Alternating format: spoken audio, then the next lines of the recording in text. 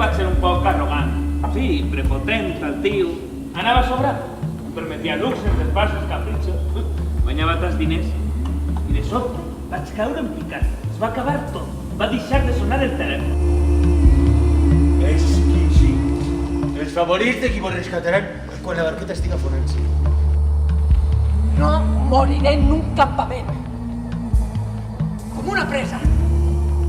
Voltada de fang, de pols, de pols d'aigua per a dutxar-me. Quantes vegades necessita la gent d'Europa escoltar el que està passant?